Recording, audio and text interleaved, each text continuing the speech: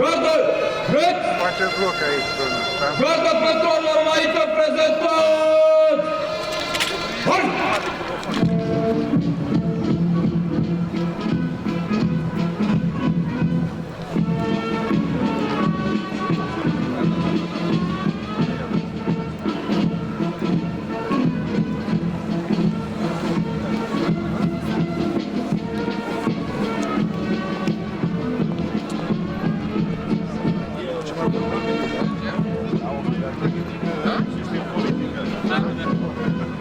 Serios?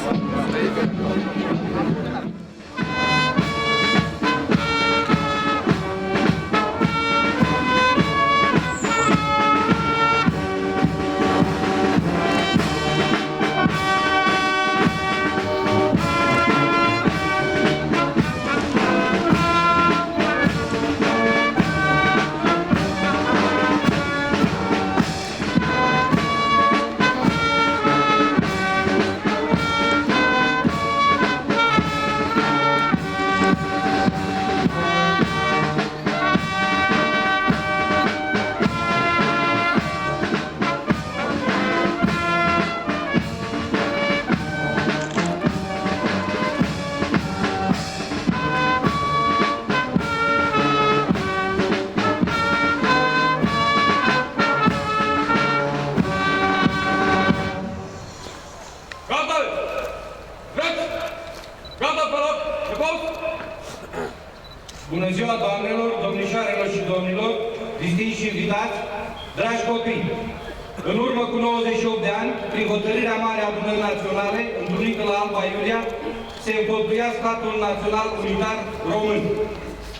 De atunci, 1 decembrie este un bilet de cinstire a memoriei tuturor românilor care și-au dat viața pentru țară.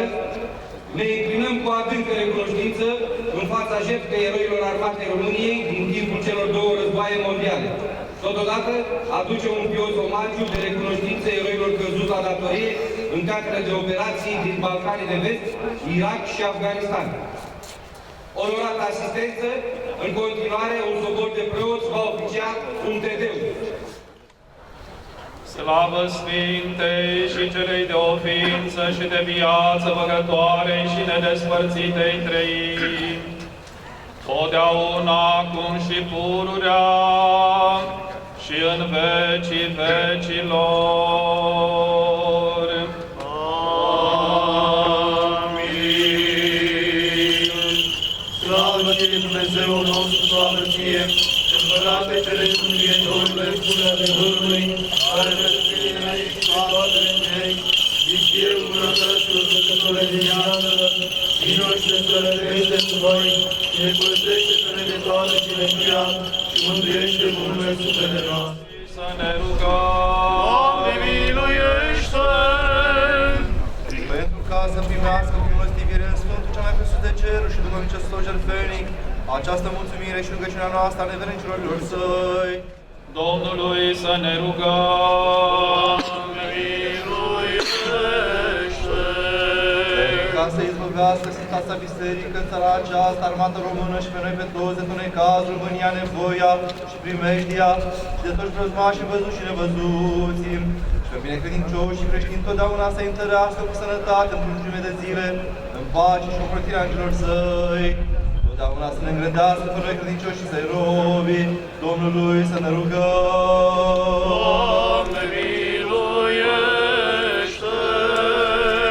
Pentru ca să fim izbăviți de tot necazul, mânia, primejdia și nevoia, apără, mântuiește, miluiește și ne păzește pe noi, Dumnezeule, cu harul Tău. Doamne, miluiește!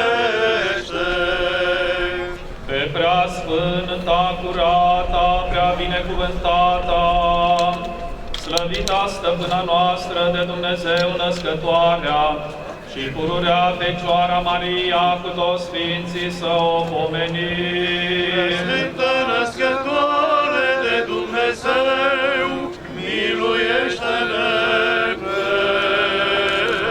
noi. Noi înșine și unii pe alții și toată viața noastră, lui Hristos Dumnezeu să o dăm.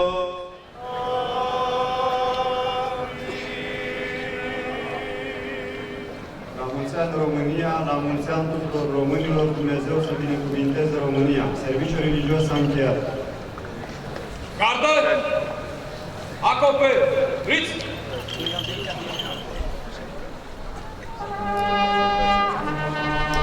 Depune coroane de flori Parlamentul României, Senat.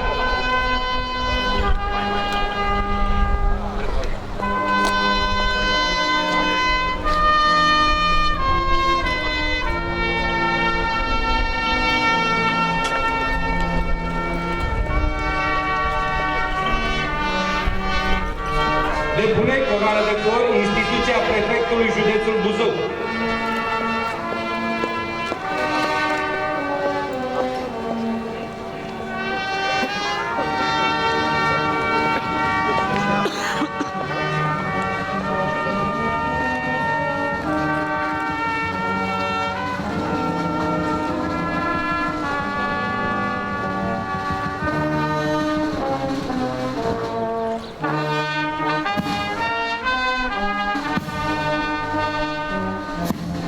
Depune coroane de flori Consiliul Județean Buzău.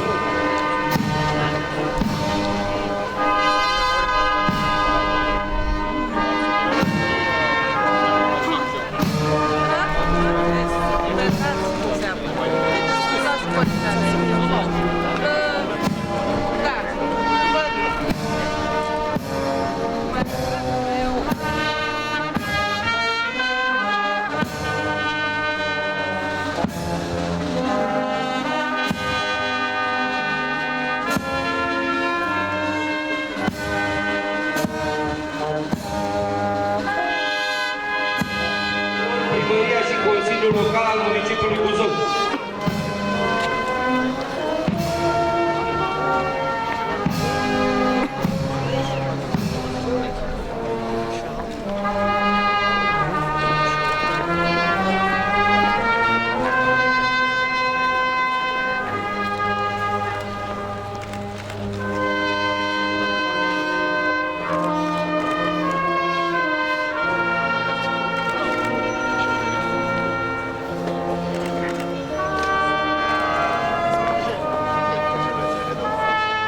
Depune coroane de flori Garnizoana Buzău.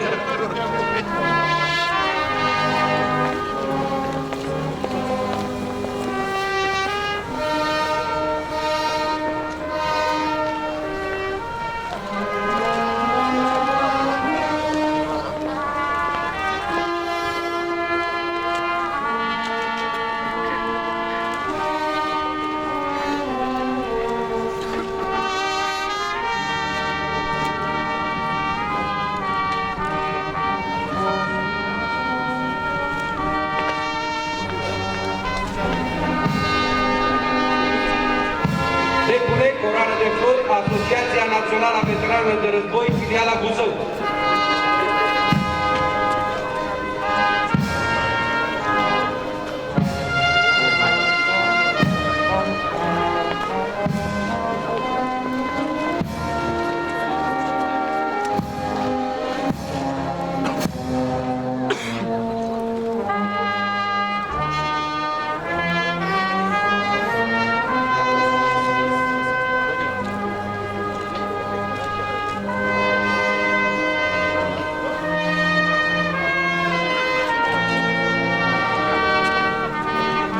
Depune coroane de flori Asociația Națională a Cadrelor Militare în Rezervă și în Retragere, filiala Buzău.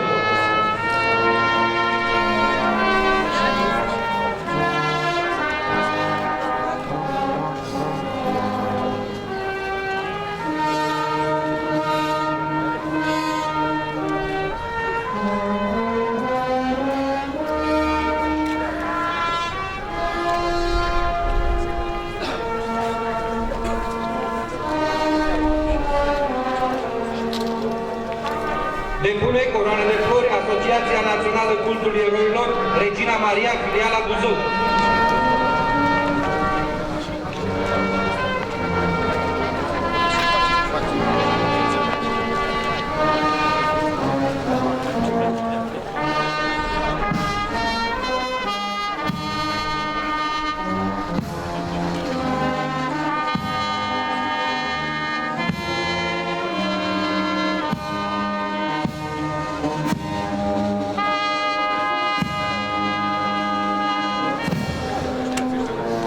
Depune coroană de flori Asociația Parașutiștilor Șoimii Buzău.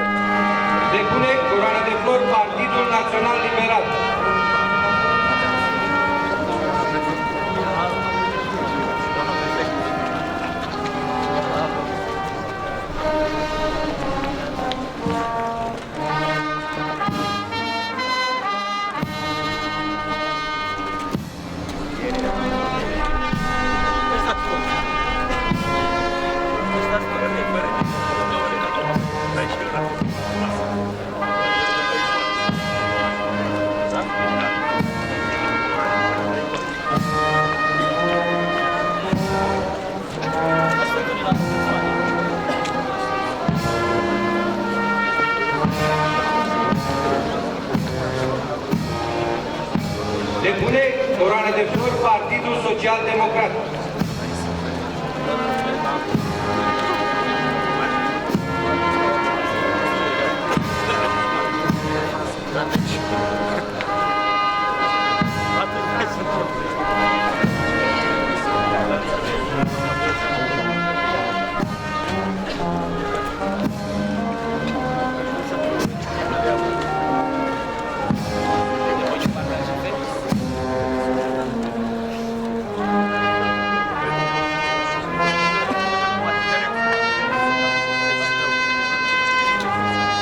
Depune coroană de flori Uniunea Salvați România.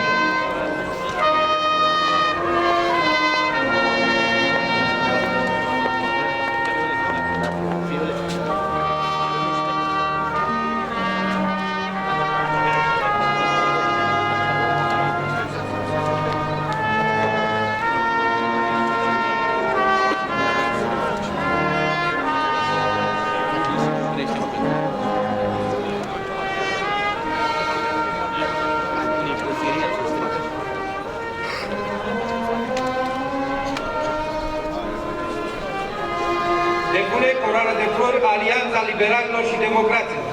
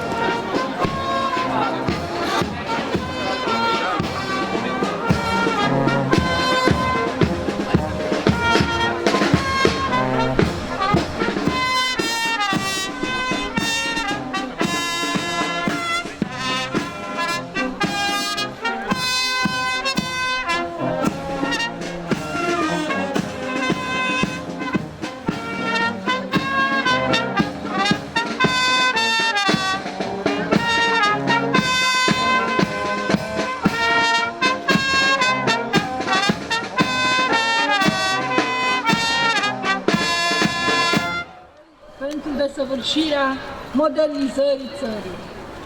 Într-o lume aflată în plină schimbare, mai mult ca niciodată, România trebuie să fie ancorată puternic în temeiurile sale democratice, în valorile sale moderne și idealurile sale de libertate. Un secol de la Marea Unire trebuie să găsească România mai bine pregătită din toate punctele de vedere, cu o economie mai puternică, o infrastructură mai dezvoltată, cu mai multe spitale moderne, cu școli mai bune, cu o știință mai avansată. Nici o ceremonie închinată eroilor care au făcut România mare, oricât de grandioasă ar fi ea, nu le poate onora memoria așa cum o face o țară prosperă și o societate convinsă de faptul că drumul pe care se află este cel bun. Astăzi, când România modernă împlinește 98 de ani de existență, este momentul în care celebrăm realizările înaintașilor noștri și conștientizăm odată în plus datoria morală de a lăsa urmașilor noștri o societate mai prosperă, mai solidară și mai democratică, bazată pe valorile noastre comune, care ne așează în rândul națiunilor europene. Vă chem să ne ridicăm împreună la înălțimea acestei datorii istorice. La mulți ani, România! La mulți ani, români! Dacian Cioloș, prim-ministru al Guvernului României. Mulțumim, doamnei prefect. Stimați participanți, adresăm invitația comandantului garnizoanei Buzău, domnul general-major dr. Lucian Foca, să ia cuvântul. Onorată asistență, dragi camarazi militari activi în rezervă și de tragere, dragi buzoini, actul istoric din 1 decembrie 1918 de la Alba Iulia a consfințit afirmarea identității noastre în rândul națiunilor progresiste ale lumii și a fost posibil prin concentrarea tuturor energiilor creatoare și patriotice ale poporului de pe pământul strămoșesc. Ziua Națională a României este un reper care ne aduce aminte de o istorie în care dezvoltarea națiunii și a statului au fost condiționate de marile puteri care ne înconjurau. Din această perspectivă, crearea României mari putea să pară un miracol. Dar dacă a fost un miracol, a fost unul plătit cu sângele ostașilor români, mulți dintre ei voluntari din provinciile românești. Ei au răspuns fără ezitare chemării țării, scriind glorioase pagini de eroism în luptele primului război mondial. Dragi concetățeni, acum 100 de ani, la Buzău, mai exact pe 2 decembrie 1916, era instalat Marele Cartier General al Armatei Române, în Palatul Comunal. De asemenea, regele Ferdinand se găsea la Vila Albatros, iar șeful misiunii militare franceze, Jean Berthelot, se găsea într-un tren special în gara Buzău, unde a stat 8 zile, iar toate însemnările generalului din cele 8 zile când a stat în trenul special și cu acest prilej, sigur, a luat legătura cu cetățenii din Buzău, cu autoritățile locale, cu ofițeri din Marele Cartier General, au fost consemnate în câteva pagini care se găsesc la muzeul din județul Buzău. Motiv pentru care vă invit la muzeu și acolo, pe lângă aceste însemnări deosebite, puteți să vedeți și alte imagini și lucruri care au aparținut militarilor români care s-au jertfit în această primă conflagrație. Mulțumim domnului general-major dr. Lucian Foc. Stimați participanți, exercițiul de îndemânare și mânuire a armamentului de astăzi va fi executat de către plutonul tim al batalionului 47 Comunicații și Informatică din Buzău, din compunerea Diviziei 2 Infanterie.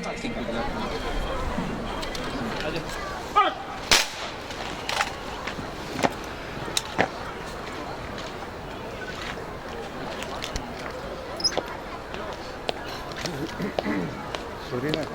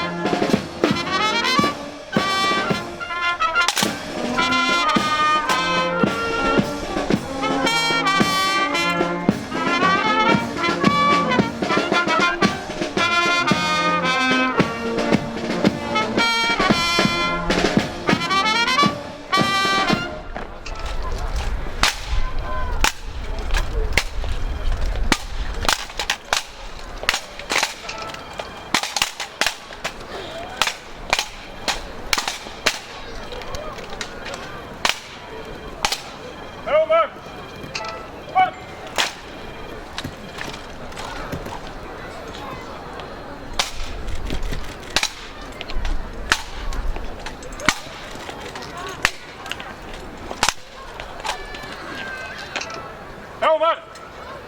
Marș!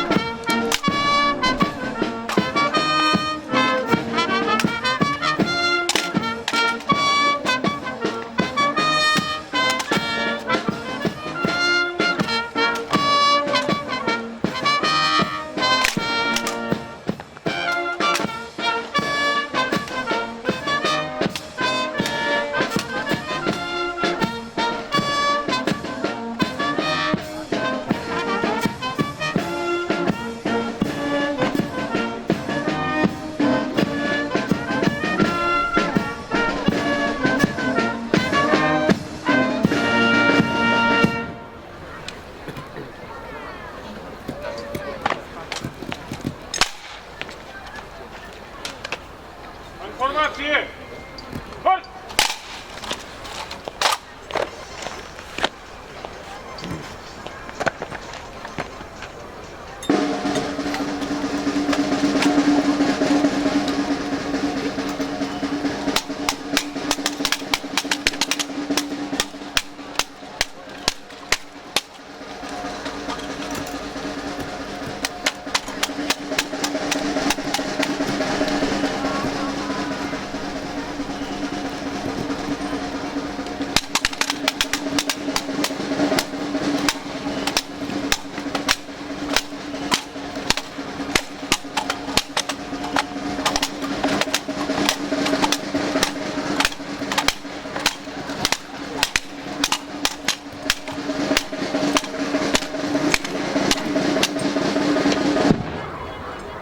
Pentru onoare înainte!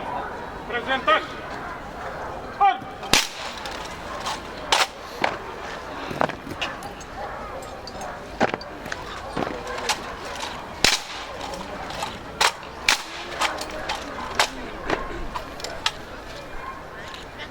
România!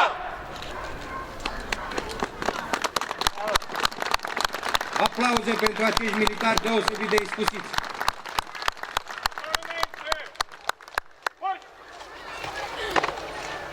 Servit! Marș!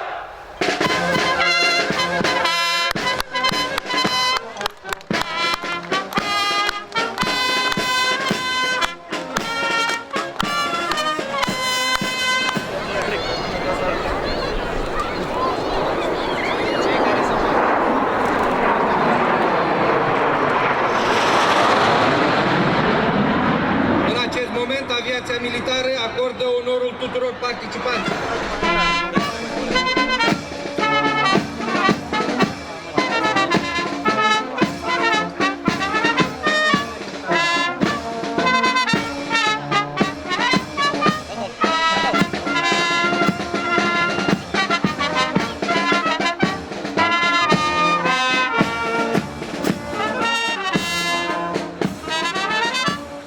Comandantul paradei militare este colonel Paul Rădulescu, șeful de stat major al Diviziei de Infanterie Jet.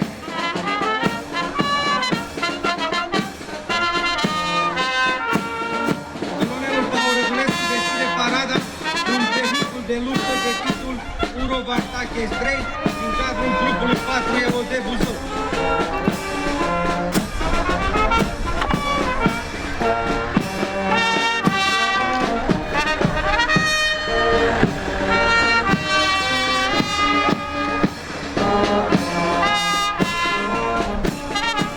Desute de ani, cele trei culori roșu, galben și albastru au fost legate de destinul poporului român.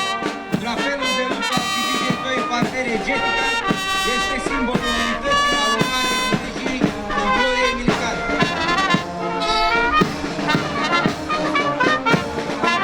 Flamurile drapelului de epocă sunt încărcate de glorie, jertfă și istorie.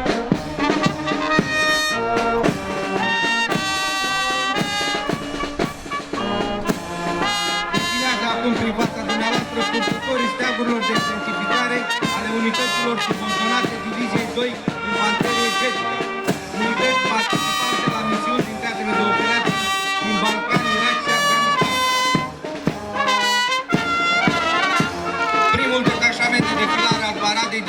capitan este al batalionului 47, Comunicații și Informatică, General Nicolae Petrescu. Personalul batalionului a participat la misiuni în cadrul structurilor care au acționat în afara teritoriului național.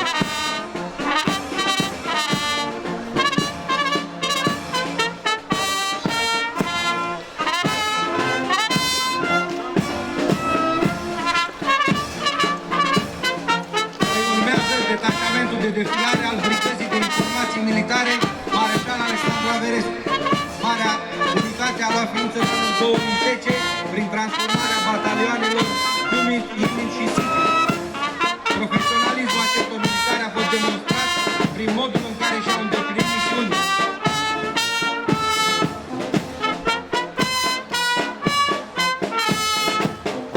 Defilează detașamentul de defilare al batalionului 620 Operații Speciale Băneasa Autopești, componentă specializată de intervenție rapide destinată să execute cu mare precizie operații speciale independente sau în sprijinul forțelor convenționale.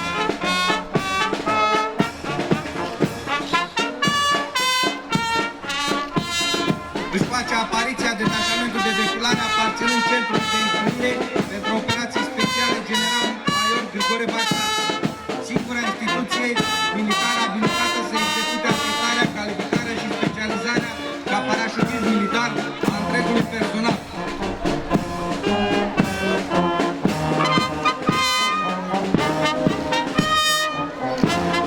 Urmează detașamentul de defilare compus din efective ale batalionului 3 Geniu, General Constantin Coenar.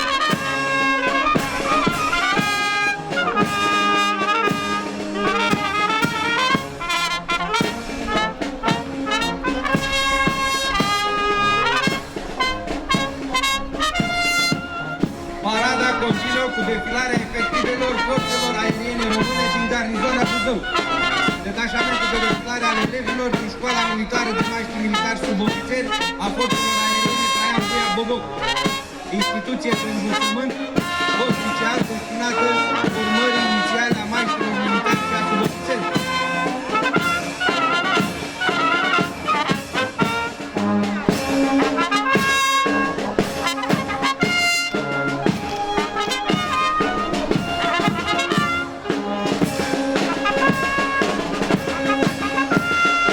Urmează detașamentul de defilare al Școlii de Aplicație pentru Forțele Aeriene Aurel Vlaicu Boboc.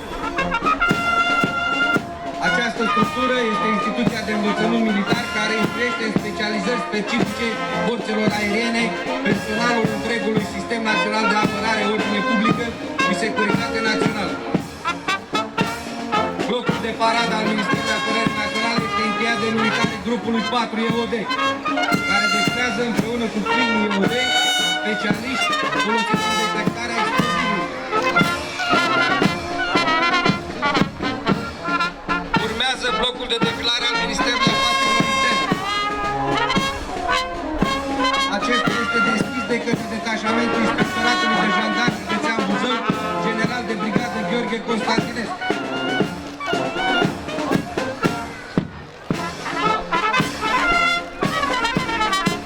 Este alături grupa de conductori prin serviciu din cadrul Jandarmeriei Buzău.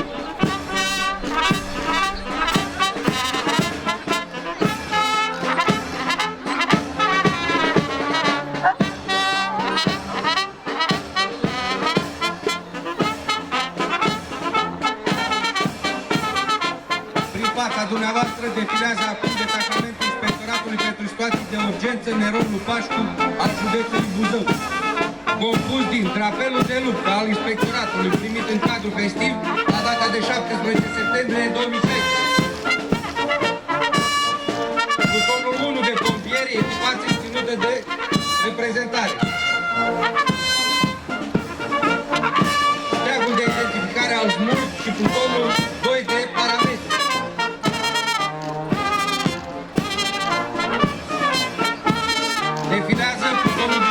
Defilează drapelul de luptă istoric și plutonul 3 de servanți pompieri. Încheie defilarea detașamentului ISU, plutonul de voluntari Crucea Roșie, membri ai detașamentului de intervenție la dezastru.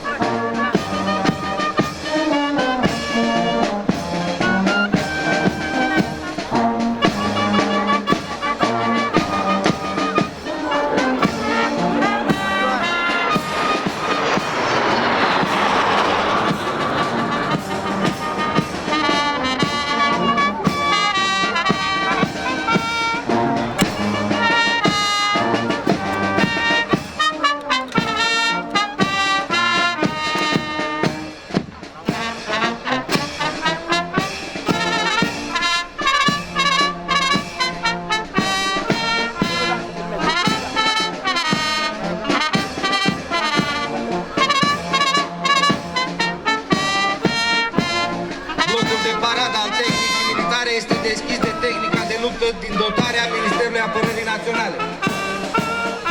Este comandat de locotenent colonel Marian Mutulică, comandantul batalionului 200 sprijin Istrica din Buzău.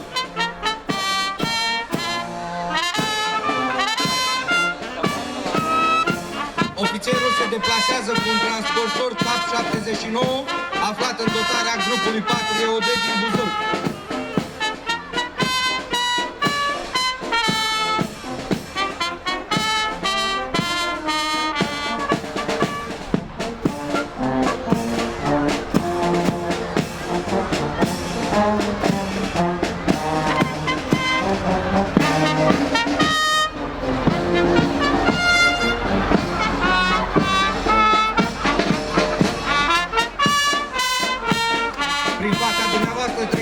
Autovehicule blindate pentru operații speciale Humvee, mijloace moderne de luptă mobile, fiabile, robuste, ușoare și rapide.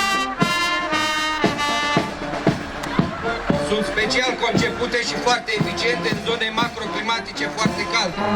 Sunt ușor de folosit în teren accidentat, având capacitate mare de trecere, chiar dacă aderența la teren se face cu o singură roată.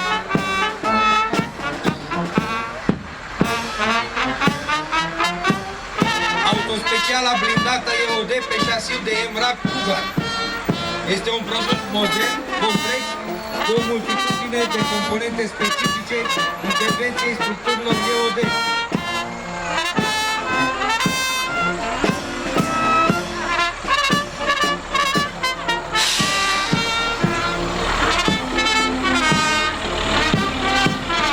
Transportorul amfibiu blindat de cercetare TAP C79 este un vehicul blindat ușor, multirol, fabricat în România.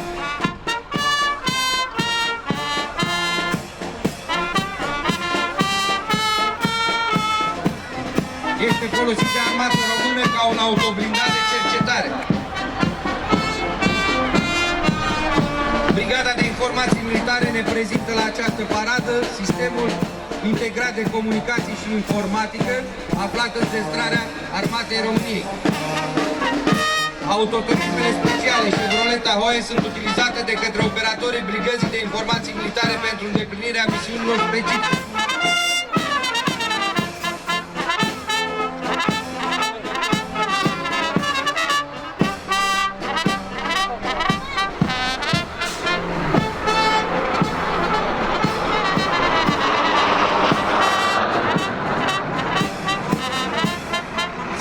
Integrat de comunicații și informatică este instalat în containere NATO tip 1, care asigură atât o protecție balistică ușoară, cât și protecție CBRN. Mobilitatea este asigurată de autospeciale cu tracțiune 4x4.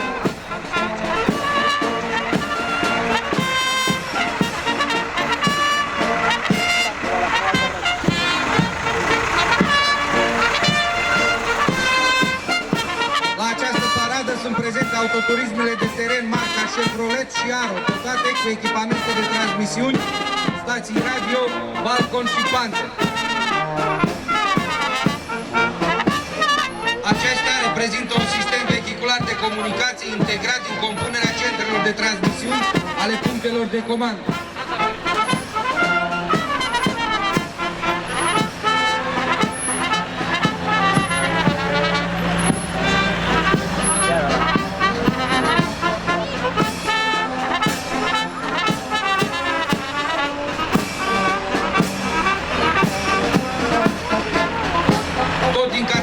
Sistemelor de comunicații face parte și containerul radio releu cu acces radio pe șasiu DAC 443.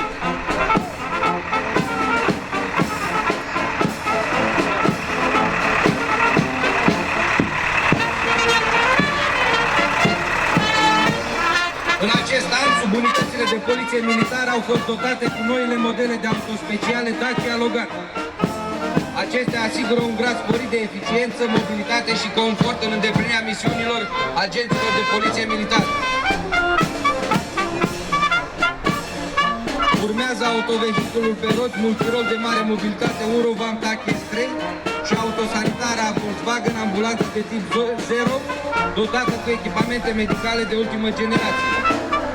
Cele două autovehicule sunt în dotarea batalionului 200 sprijin logistic al Diviziei 2 Infanterie Getică.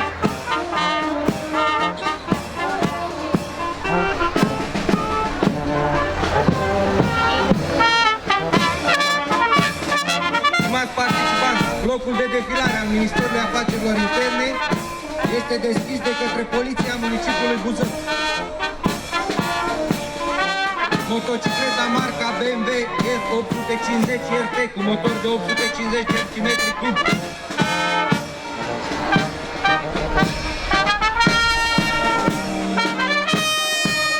Autospeciala de poliție rutieră Volkswagen Polo, folosită pentru deplasări în zone unde trebuie efectuate activități de dirijare a circulației rutiere. Autospeciala Dacia Logan. Trece prin fața dumneavoastră autolaboratorul criminalistic Mercedes Vito, dotat cu tehnică destinată descoperirii și ridicării urmelor și mijloacelor materiale de probă. Urmează autospeciala de intervenție Mercedes Vito 4x4, folosită de echipele de luptători ale Serviciului de Acțiuni Speciale al Poliției.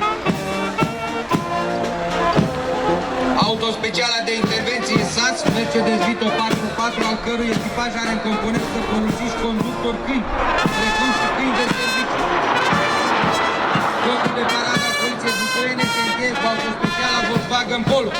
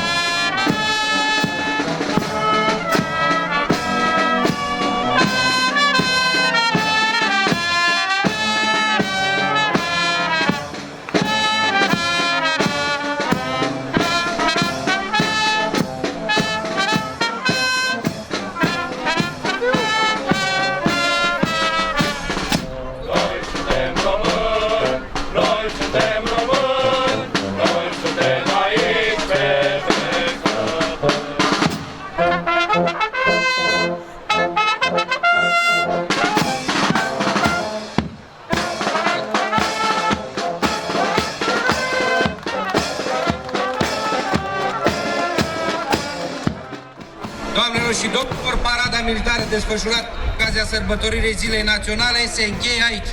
Vă dorim o frumoasă continuare.